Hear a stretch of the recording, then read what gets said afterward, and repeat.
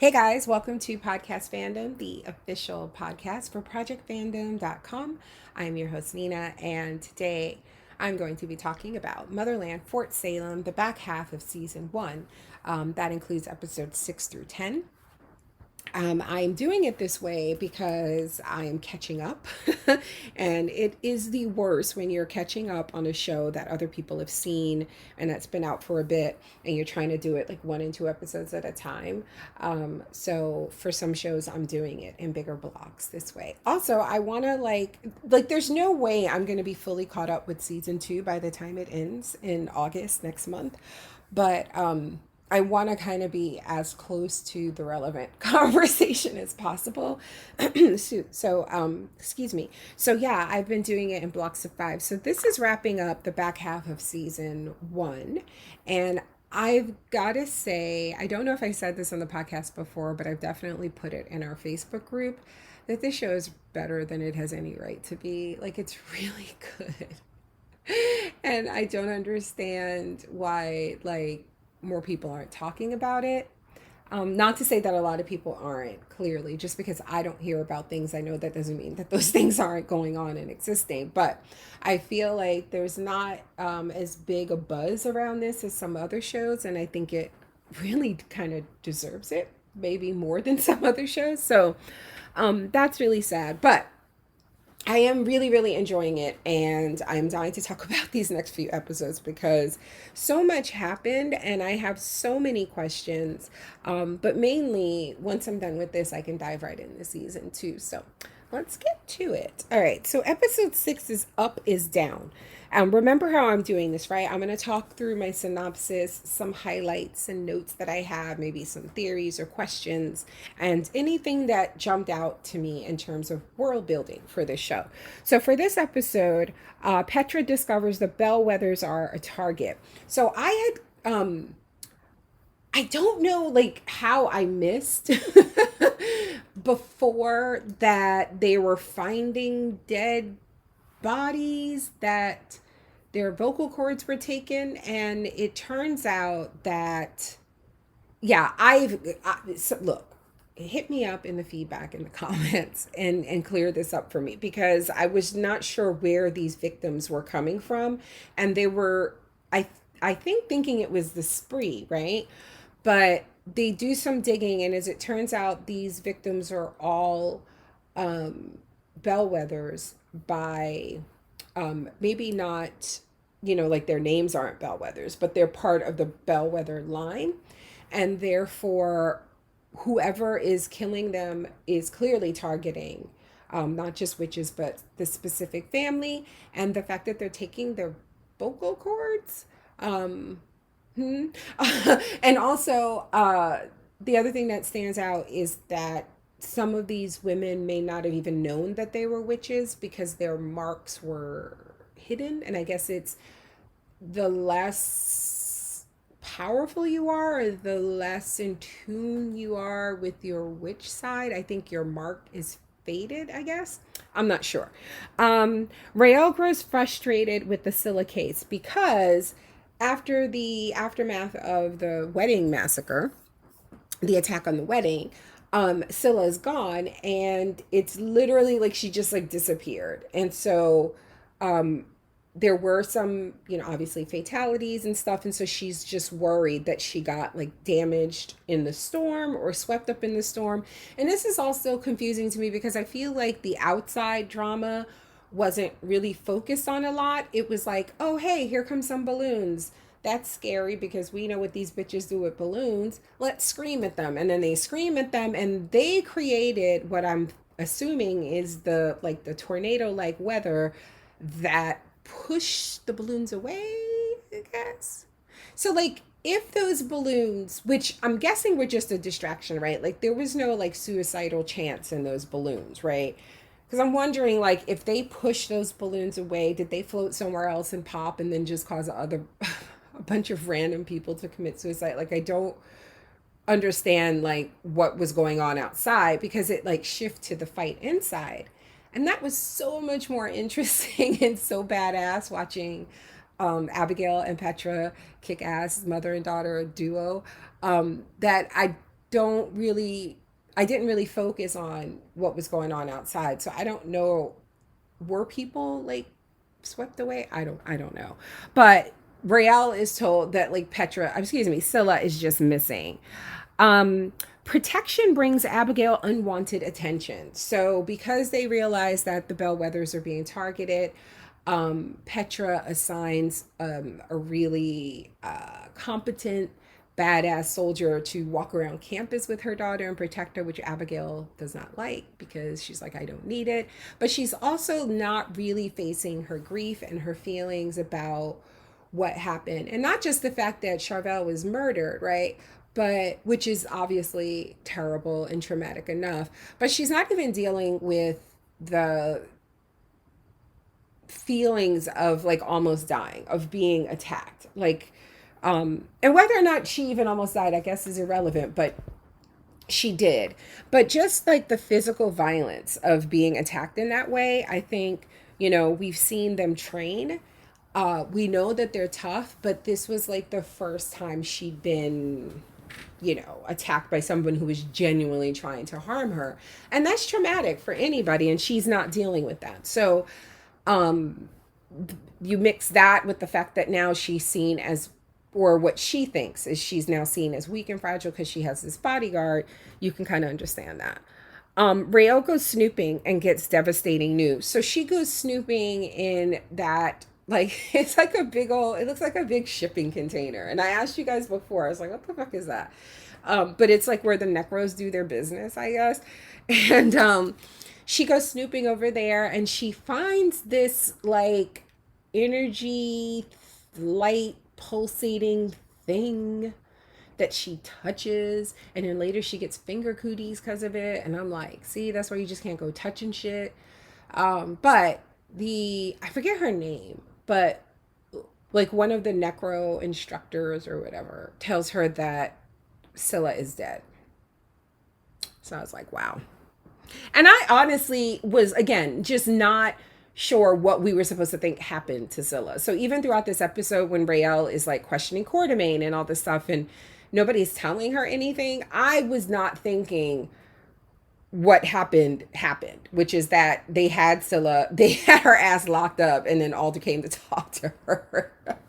I was like, duh, Nina, of course that's what happened, because we know that earlier in the prior episode, but like as shit was hitting the fan, Tally told Quartermain what she'd seen, that Scylla was spree. So, okay, so the highlights are someone named Adil brings a sick girl to Alder. And that's when I realized that Alder is a whole ass colonizer. So these are like witches from, I'm not sure where they're supposed to be from. I'm so, not gonna lie, telling y'all, was not really paying attention to this part of the plot. But they're witches. They look like brown people. They have the names of brown people. And apparently they have these amazing songs that belong to their people. And Alder wants to know those songs to help them fight the spree. And this group of witches have been, they're being hunted and they're in hiding.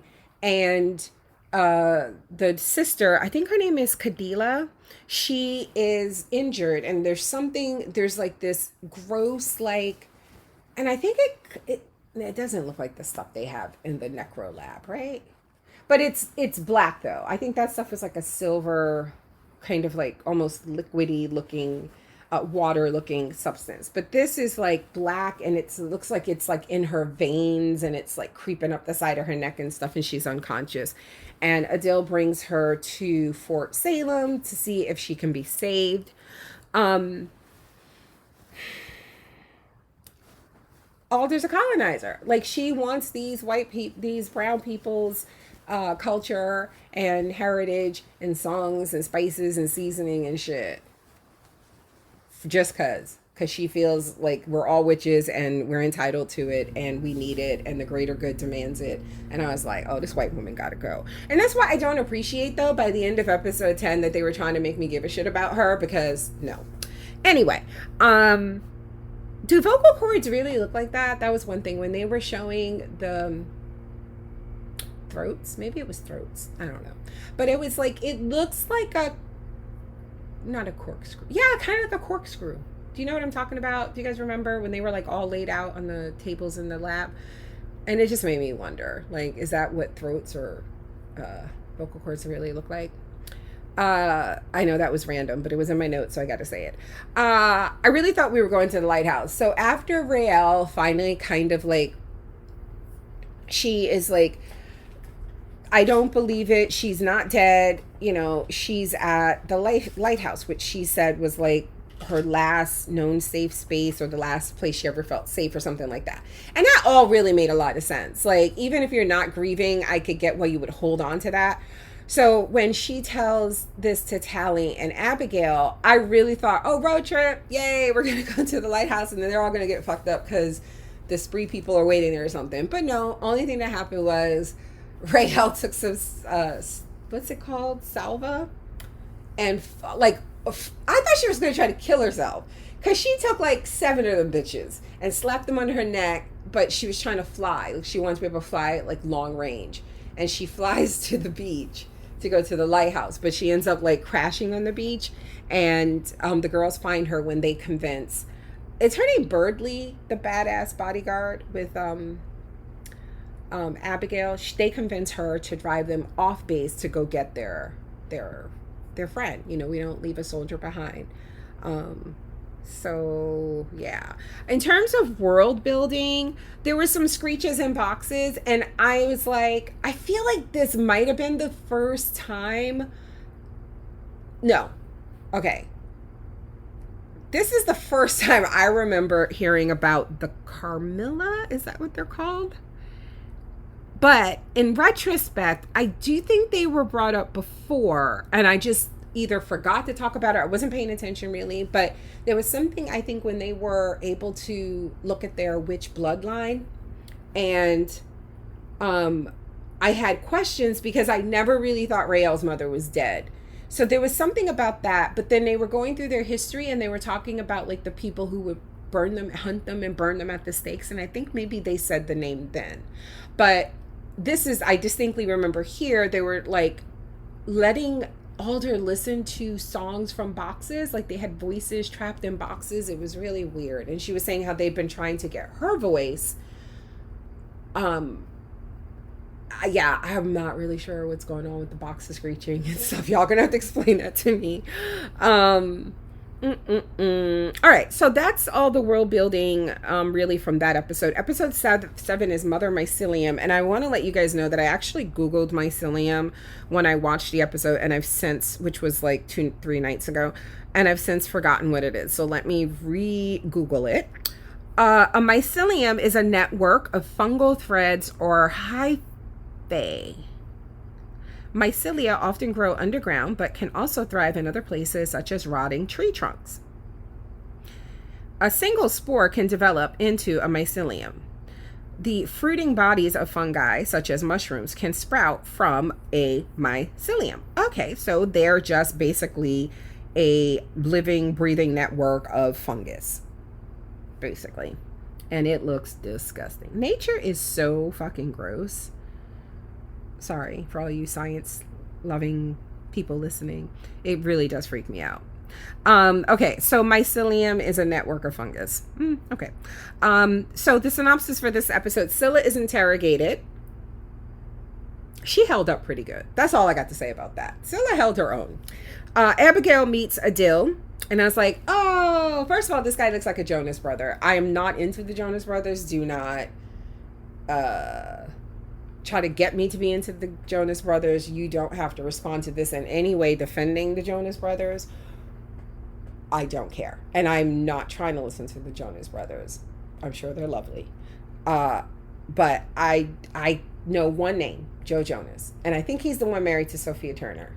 And I like her. But I know nothing else except this dude looks like he should just be in that family. Are there other Jonas brothers who are not in the group?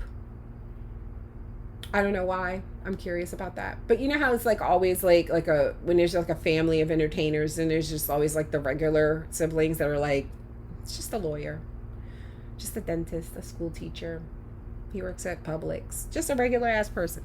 Anyway, Raelle discovers a new power and finger cooties. Haha, I told you she had finger cooties. So yeah, she is able to do something. They're learning how to, what did they call it? Like link with each other and be able to heal, right? And we know the way Raelle does stuff, like her particular brand of magic and where she's from. And I don't know if it's like a family thing or I think it's like a regional thing, because Abigail referred to it as like country shit or something. But she's able to chant. Well, they don't like the way she does her work. Like she recites and it sounds like a prayer basically. But here she is able to make the entire class minus her teacher go to sleep. Just go night night. And they all just drop and go night night. And it's interesting because there's a bit of important info dropped here. When they wake up, when you wake suddenly from having that done to you, it can make you sick to your stomach. So some girls were throwing up. And that's important for later. But also she has something weird going on her finger because she touched that fucking mycelium, which we now know is fucking fungus. So there you go. So she got finger cooties. Kalida's condition worsens, but Raelle ends up helping her. And later in my notes, I have it that Abigail just asked Raelle this huge favor because she's crushing on some guy she just met. And knowing that the way her power works, which I'm assuming it's not permanent, like she takes on a bit of the person's ailment. And when she cures Cadila, is that her name? In the woods, like that doesn't happen. And so she's like worried about that. And now I'm worried if whatever that was, like it is in Fort Salem. Because it felt like it went in the ground, in the soil. So yeah. But I did think that Abigail had a lot of nerve asking her to do that. Like, hey, can you please come cure this person of this mysterious ailment? I don't know what it will do to you. Just do it because her brother is cute. Quartermain uses Raelle against Scylla. So they use that technique to like incapacitate people and knock them out to kidnap Raelle from her room and take her to where Scylla is. And they're doing this to like break Scylla down. So Raelle just wakes up in the room she's being held in, and Scylla's like, don't believe all the horrible things you hear about me, and I love you, and they kiss. But then they drag her away and they knock her out. And when she wakes up, she's being held and she's alive, and it sounds like she's crazy, right? Which is like the point. But because she immediately starts throwing up after she wakes up, I think Tally gets it. Like, I think Tally realizes what they did to Raelle to get her, that what she's saying actually took place, but Raelle is, doubting it, because of what they did. And Cadila tells Alder no when she asks for her song. She was like, because it's the same thing. It's like, no, you are in America doing American things, which is war, and you want this really powerful gift that my people have, and you want to use it as a weapon, and it's not going to make anything better. It's going to make things worse. And I don't fucking blame her. But whatever. But we see what happens. And speaking of that, I love how like Adele and Abigail were flirting and bonding, and it was all coming together. And then he discovers she's a fucking warmonger. She's like, yes, I will be blasting and destroying our enemies in no time. And he is like, how American of you.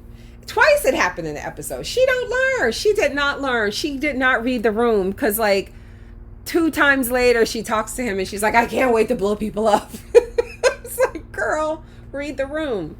And then what I wasn't clear on was whether or not the Tamir cell, and I'm wondering if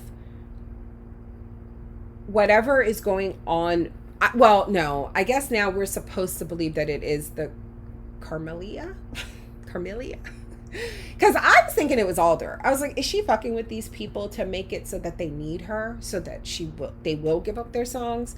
And maybe that's still it, but I feel like by the end of the finale, it's not that.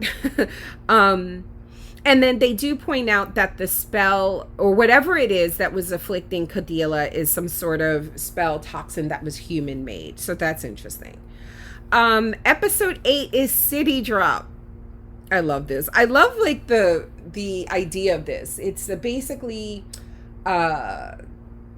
training, right? Or a test that is like real world. Like they drop them into this area that is set up with obstacles and situations that they would encounter out in the real world, out in operations, out when they're at war, and they have to like, they work as, you know, different units and they have to pass. And it really does determine their scores here, whether or not they'll go on to war college, which is another thing that I wasn't quite clear on. And then as it became clear, I was like, wow, this world is kind of terrible. So the synopsis for this episode is Raelle learns what Tally did during City Drop. So they're literally just like woken up and dropped in. Like they put their salva on and they jump out the plane and they land, and Tally landed wrong and broke her leg. And this explains why in the prior episode, when they had to pair up to link to learn how to do the whatever the fuck it was called with the healing and stuff, Tally did not. She picked, what is her name? Glory? Why can't I remember that girl's name? She picked someone else because when you're linked, there's a chance that you can see the other person's like recent memories, and she did not want. I didn't get it at first. I was like, ooh, is Tally the feds? Because I couldn't understand why she was like, only wanted this person to possibly have access to her thoughts.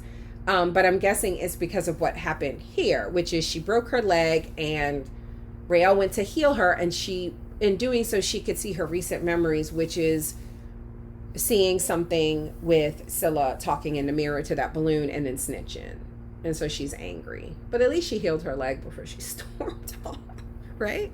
Then she learns the truth about Scylla because Raelle runs into the woman whose identity Scylla borrowed when Raelle had to go through her punishment. I can't remember what it was called. Like she had to do some sort of like patrol one night, all night, and Scylla posed as someone else to push her towards Scylla.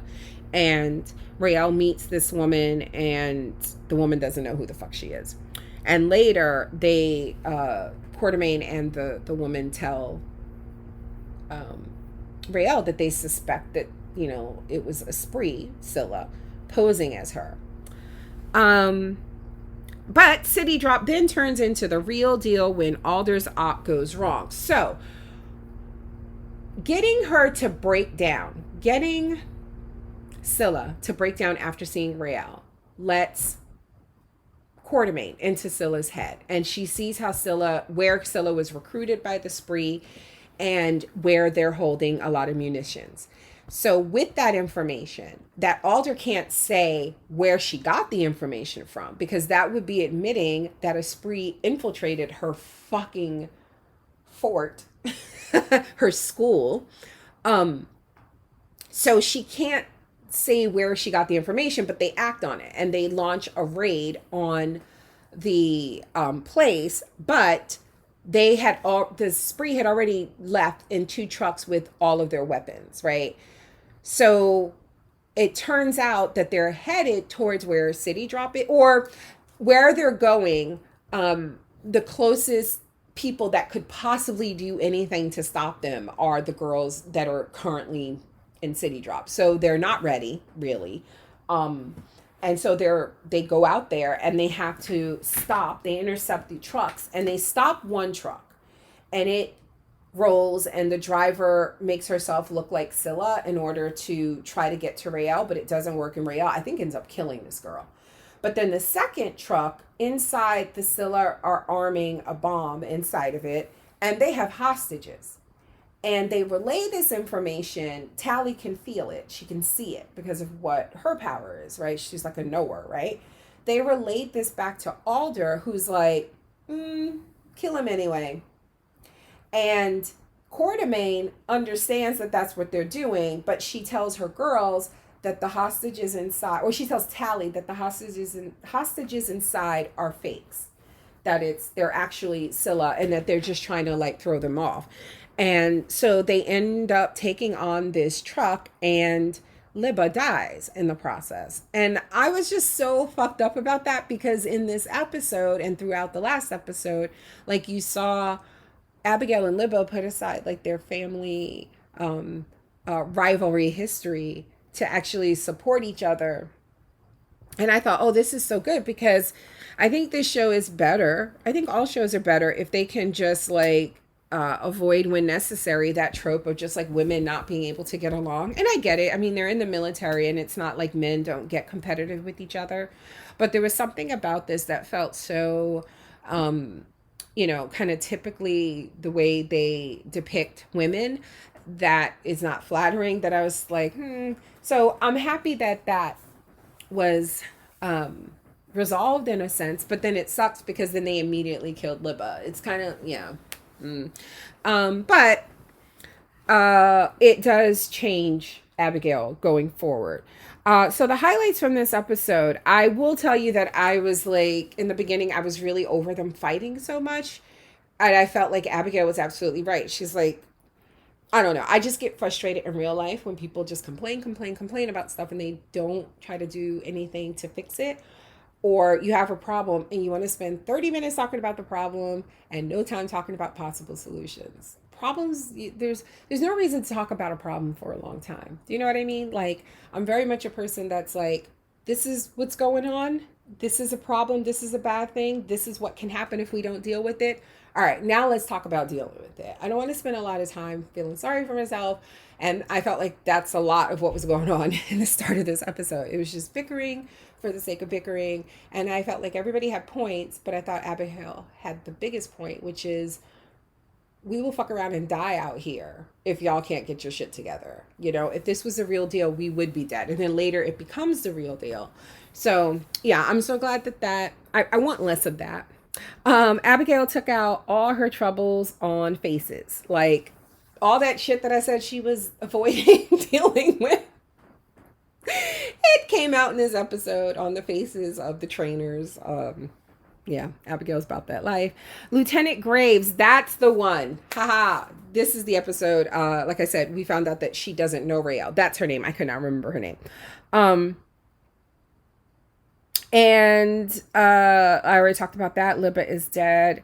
There were definitely men in the spree. That's another thing. Like, I was confused because the male spree who killed the people in the swimming pool a few episodes ago, I thought he looked so much like Porter, the guy who later killed himself. Because like all white guys look alike to me apparently. But I don't know. It's not like important because clearly we know there are male witches. But I'm assuming they're just not, I don't know, has this been spoken about? Like, are they just not as powerful? Like, why is the U.S. military uniquely female? Is that all over? But anyway, but there are definitely men in the spree, and there are definitely men capable of wielding or possessing powers or magic. So there was one part, I don't remember what it was. Oh, it was when they were in the operation room, what do you call it, the war room, and they were about to launch this attack on the spree munitions warehouse or whatever. And somebody questioned Alder's decision. Like, I don't think it was Petra. It's like the woman who's like, I think she's like what Tally can do, like a knower. And then there was the woman who lost her daughter to one of Alder's fucked up operations before. One of them questioned her. And she's like, are you sure? Or like, do you really think this is the best way? And Alder like tilted her head to the side. And at the same time, all the biddies behind her did it. It was just so funny. Oh my God. This whole concept of the biddies just bothers me so much. And we'll talk about why later. Coup, episode 9, penultimate episode of the season. The B unit, which is now what I call the Bellweather unit. The B unit snitched to Petra. They're like, look, Alder is a liar. Alder had us out there murdering folks. She knew good and damn well there were innocent people in there.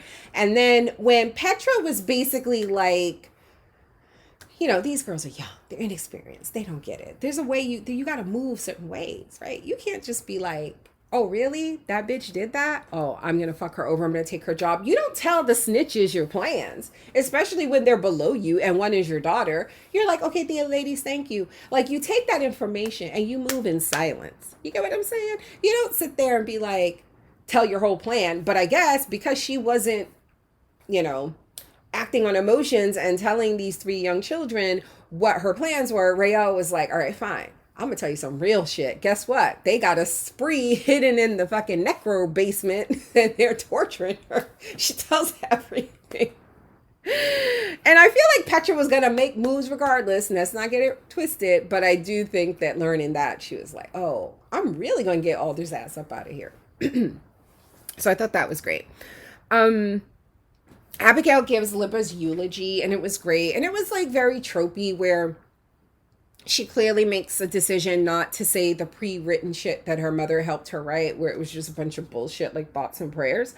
And she really dug into the competition, the unnecessary in a way competition, but between the two of them, but how it, you know, she later says something like, you were the stone that sharpened my blade, you know? And I thought that was really great. And I do love the work that the actress who plays Abigail does. Kadila still says no, despite more deaths. So more of her people are killed, and she's like, yeah, no. Mm-mm. No colonizers. No songs for you. Tally is a homewrecker. She has been still fucking this man. I forget his name. Garrett. After he married this woman. That is a thing that happened. But as it turns out, his wife is a freak because she walked in on purpose, like it was planned, because she was like, if you're going to do this, I got to get something out of this too. If you're going to fuck her, I need to fuck her too. And I was like, you know what, sis? Respect. Okay? I hear you. I get it. Moving like men move. I mean, that's part of the show, right? Scylla asks Q for a favor. She wants to see Raelle one last time before they send her off to the gulag, where she would surely die. And Quartermain sees something in her, because again, we get the whole, when they tap into each other's minds, like they can see the memories and stuff, and obviously that's how she saw how she was recruited. But she recognizes that this woman clearly loves Raelle, and that there's something, like she's worth a second chance. And it's weird because I feel like there's a lot of similar stuff going on in another show I'm covering, Attack on Titan, that's happening here, where we don't really talk about, like, a lot of people who die in war are just really, really young. A lot of people who enlist to go into the military and serve their countries are really young, and they do it for a bunch of reasons. And a lot of times it's just opportunity, right? Just, you put yourself in a position where you might die for your country so that you can live, basically, so that you can afford education and healthcare and all this other stuff that we shouldn't have to do to be a citizen of the place you were born in, or to feel like you should get those things as a citizen, right? And the people who are rightfully looking at this, military industrial complex made up of witches, and how they are obtained and what their goal is and how they use their powers, like the spree, I don't agree with their methods, but I get it. And when you look at the way they're doing things, it's very similar to the way Alder is doing things, and how they are preying on young impressionable witches like Scylla, who lost their family to Alder, basically. So you're preying on that, you're taking advantage of that, and Quartermain sees that in her, and I guess I should really start calling Anacostia, I think that's her name. Anacostia Quartermain. I'll just say her full name in case I start going back and forth. I don't want to confuse anybody. She sees that in Scylla. She recognizes that, and she also later confesses that, her, she sees a lot of herself in Scylla, and she sees the opportunities that Alder gave her. I think she was looking at it as, if you had been approached by the right person, your life would have been better. Like, look, I was taken in by Alder and all these other people, and raised this way and look where I am now, and it's not her fault. Like, they preyed on her. And then I think later when Anacostia learns what Alder did, lied about the civilians in that truck before ordering the witches to kill them, and then later what she does with the president, which we'll talk about, I think she sees then that they were both, they have more in common than she knew. They're both like tools. And it doesn't mean that Anacostia doesn't still believe in everything that, she devoted her life to, is, serving in this military. But I definitely think that, she has regrets about the way they move, basically. So I like that. I like this whole, I didn't see that coming, especially since like our very first scene with them was her, Anacostia, threatening Scylla and saying, stay the fuck away from Raelle. So that was nice. President Wade confronts Alder because Petra and them snitched and told the president all the shit that Alder's been doing, and she was like, I'm gonna do a press conference tonight, and you're no longer gonna serve the military. And I was like, see, this is why you gotta stop telling people what you gonna do. Move in silence, people. Move in silence. I'm not telling a powerful witch that's fucking 400 years old or more my plan to fuck with her. Stop telling people your plans to fuck them over. Just fuck them over. Always. Don't give them a heads up. You hate them. Why are you being so gracious? Just fuck them over. And that's where she fucked up, because she tells her, tonight I'm going on live TV. I'm going to tell the whole world that you have no more power and that we're not doing things the way you're doing things, and blah, blah, blah, blah, blah. And then Alder plays dirty. She has her and the biddies. They do some fucking spell that is prohibited by the Hague, by the way. You just can't go mind fucking people. And she takes puppeting. That's what it's called. And she puppets the president's speech to the nation, to the world, and tells them that she is in charge and she will always be in charge, and they are going to go full George W. Bush on the spree. And I was like, wow. And Anacostia sees this. She realizes what happens, and I think that's what drives her to do what she does. In the finale, I feel like Abigail was telling Adil too damn much. I didn't necessarily trust him, but nothing, now having seen the next episode, the finale, nothing really came of that. So I'm guessing that was nothing. Like, that was just me being suspicious because he's a man. And also it's TV. Raelle and Scylla. It was sad, but I don't yet care about this relationship. I care that Raelle cares because I like the character of Raelle. Like, I want her to be okay. But I'm not like, oh, please let them get back together and let her be. I don't care. Don't care. I already said Hillary's a freak. Okay, so world building. Who the hell are the Carmilla? Like I said, I was not paying attention. They're clearly like witch hunters. Like, they're ancient enemy. That's what they call them. They mentioned that they can't make a move on Tarim without igniting conflict between Russia and China. And I, again, don't understand why. I don't understand the political and militaristic machinations of this show just yet.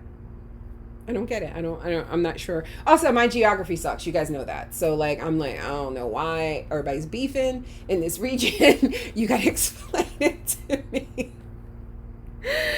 Yeah, and all the other world building I already mentioned. Puppeting is outlawed by the Hague. Okay, finale, Witch Bomb, episode 10. Synopsis: graduation brings a shock, but Petra pulls strings. So they graduate, and they just like they get their like notification about their placement and all that with their medal. Like, at the ceremony, their medals turn and it tells them whether they got into War College or not, and the B unit did not, because Alder found out what they did. But they are immediately going on a special mission and it's to go rescue the Tamir people and wait, I'm sorry, I might have fucked that up. Adil's people, which I'm not quite sure are Tamir. I think they are, but and it's dangerous and they might die and it's just terrible, and Alder's leading the mission herself, but Cadila specifically asked for the B unit to be there. So maybe they could still go to War College season 2. I don't know. But they immediately sent them out there. But then Petra pulls some strings because she's a bellwether that Abigail can go to war college, but Abigail is like, fuck that, and she ends up going on the mission anyway. And I love that. I love that so much. Q and Scylla finally talk. I don't know why I said it like that. But, you know, they stop playing games with each other and they talk about their past. And I kind of already covered this in the last episode discussion, so I won't go too far into it. But yeah, and this is obviously between all of this and what she witnesses Alder do with the president. Anacostia helps Scylla escape, and they do the whole make it look good, make it look like you really hurt me type thing so you can get out of here. Alder leads a mission to find the Tarim and clears the air with the B unit, which is basically her telling them, I don't answer to you. I do what I got to do. I'm really old and I'm powerful. And I said what I said. And I was like, respect. I mean, I don't agree with her, but as a fellow boss bitch, I know I'm not explaining myself to children. I'm just not. I mean, I gave you an order and I did some shit and y'all call yourself stopping me, and I'm a bad bitch and you couldn't stop me, and now here we are. You wouldn't even be here if it wasn't for Cadila. Like, anyway, I don't know. But I mean, I appreciate it. She was just like, I'm not apologizing to y'all. And I love that Tally was the main one. She was like, you turned us into murderers. She's like, I turned you into soldiers. I was like, same thing. Tomato.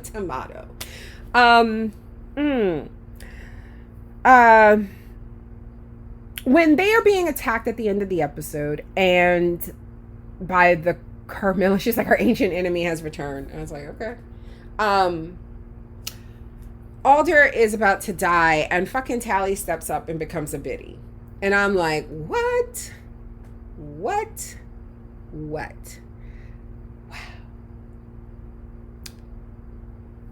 I don't like that. I don't like that at all. And I know, like, I feel like they have to do something in which she is returned to normal. And then in that case, what about the black girl from a couple episodes ago? I didn't appreciate that shit at all. Like, the optics on this is just wrong. Alder needs to step down. Why does it need to be her? Like, come on, let it go. Anyway, Raelle's dad is awesome. We don't talk about that enough. At the graduation, and he's just great. I just love the fact that they don't feel the need to make, like, the male characters truly shitty. Just like, it would be so easy to just, you know, but no, he's just a really good dad. And she finally asked him, oh, hey, this good luck charm you're giving to me that belonged to my mom that was supposed to, how come she died with it? And he's like, oh, she didn't take it. It's like she knew and she wanted you to have it. And I was like, that woman ain't dead. And she ain't. We see it later when fucking Scylla walks into that house and she's like, you're supposed to bring me my daughter. Gulp. I knew it. Especially because they showed her to us. That was cool. She reads this letter that her mom left for her. And because of their magic, like, it does it in a way where the person is actually sitting there talking, like reading the letter to them, speaking the letter. And so because they cast her and showed her specifically there, and I thought we'd seen her in a flashback before, but I wasn't sure if it was the same actress or if they did the thing where, like, that was supposed to be a while ago, so she's older. I couldn't remember how long ago she was supposed to die. So anyway, really paying attention to her face in the scene on the plane where she's like a magic ghost or whatever the fuck. And how does that even work? Because she's not dead, so it's not a ghost thing. I guess it's just like a thing, like you record it while you're reading it. Why am I trying to figure this magic out like it matters? It doesn't. Anyway. So yeah, I just really like her dad. I like the fact that Tally was so fucking scared before they left on the mission. As badass as they are, she was just like, this is fucking terrible and we might die. And I need to say all the things I need to say to people that matter because I might die. And I thought that was really realistic, and I like that they didn't have her acting silly about it. Birdley, what's her name? What's the badass girl with the eye patch, the black girl? I like her. She was back. Obviously, I don't like her enough to fucking get her name right. She was back. That was cool. And I have to say, there was a part where I wondered if they were walking into a trap when they went into the caves to rescue the people. But it wasn't that type of trap. Like, it was a trap by the Carmilla. And Raelle goes back to get the little boy who runs off the helicopter for some reason. Is that what he does? I don't know. Kids are stupid. But she goes back and she gets this little kid.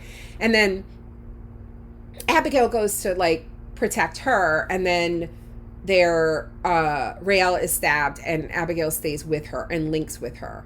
And I guess this is like that linking where she's basically like kind of like sharing her life force a little bit. But then, like, this, as they pull off, the helicopter takes off, there's like this boom of like that same nasty shit that was like in the little girl's skin.